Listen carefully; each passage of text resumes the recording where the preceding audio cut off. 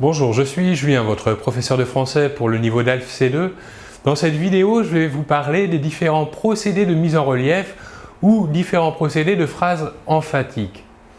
Tout d'abord, qu'est-ce que c'est une emphase? À quoi ça sert?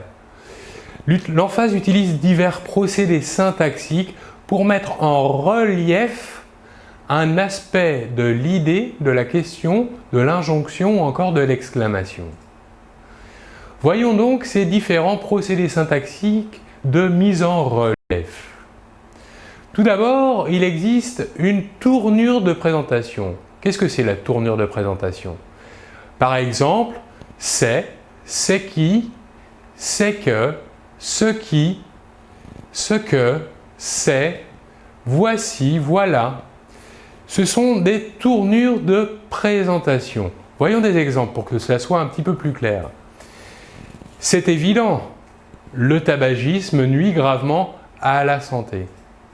Ici, le procédé syntaxique est l'utilisation de l'expression « c'est » devant l'adjectif pour mettre en évidence que le danger est le tabagisme est un danger. Autre exemple, ce qui m'apaiserait en ces temps de guerre, c'est un geste pour la paix. Ici, nous voyons donc deux expressions de tournure de présentation. La première est « ce qui m'apaiserait » et la deuxième est « c'est un geste ». Donc ici, une mise en relief par la répétition de ces deux tournures de présentation. On continue. Deuxième moyen de mise en relief qui s'appelle le détachement. Qu'est-ce que le détachement? C'est unir ou détacher deux parties de la phrase par une virgule pour la mettre en relief. Voyons. Le tabagisme, cela nuit à la santé. Ici, nous voyons que l'expression « le tabagisme » est isolée de la phrase avec la virgule et il est remplacé par l'expression « cela ». Voyons un deuxième exemple. « Elle brouille les cartes. Ces manifestations à gauche et à droite. » Ici, le sujet « elle » dans la première partie de la phrase n'est pas défini, on ne sait pas de quoi on parle. Et ce sujet est mis en relief grâce à l'explication, la définition de ce sujet dans la deuxième partie de la phrase, ces manifestations.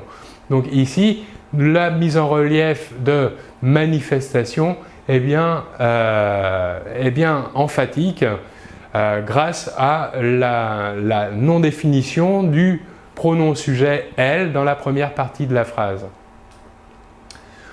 On continue. Un autre procédé de possibilité de mise en relief, c'est la phrase sans verbe conjugué. Un premier exemple, le tabagisme, un danger grave. Donc ici, nous voyons bien que dans cette phrase, le tabagisme est isolé d'abord de la deuxième partie de la phrase par la virgule et que la phrase en elle-même ne contient pas de sujet. Un autre exemple, abuser de ma confiance, t'introduire chez moi en ami pour me voler, quelle honte! Ici, nous voyons bien dans la phrase l'utilisation de verbes à l'infinitif, mais pas de verbe conjugué, et cela renforce ici la colère de la personne qui parle. Donc, un procédé encore emphatique de la phrase, l'utilisation de la phrase sans verbe conjugué. On continue. Un autre procédé de mise en relief, c'est la répétition d'un élément de structure dans la phrase, c'est-à-dire la répétition d'un même élément. Voyons un exemple. Si tu cherches l'aventure, si tu cherches l'émotion, si tu cherches l'amitié, la lecture t'attend. Ici, nous voyons bien que la répétition de l'expression « si tu cherches » met en relief et accentue l'idée de l'importance de la lecture dans cette phrase. Enfin, dernier procédé de mise en relief, l'énumération de mots de même catégorie. Par exemple, la liberté, l'égalité et la fraternité sont des valeurs fondamentales dans une société démocratique. Ici, nous voyons bien l'énumération des mots de même catégorie, des substantifs qui se terminent de la même manière et qui représentent des valeurs, liberté, égalité, fraternité. Ils sont répétés dans la phrase, énumérés, et donc ça provoque une mise en relief de ses propres substantifs. Autre exemple, et dernier exemple, mon nez, c'est un roc, un pic, un cap, une péninsule. Ici, tiré des contes de Monte Cristo, ici l'énumération des mots roc, pic, cap, péninsule, ici du même champ sémantique, apporte ici une mise en relief de ce qu'on peut s'imaginer de la partie anatomique qu'est le nez. Voilà donc pour cette explication sur les différents procédés de mise en relief et d'emphase dans la phrase.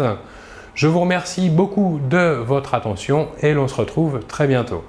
Au revoir.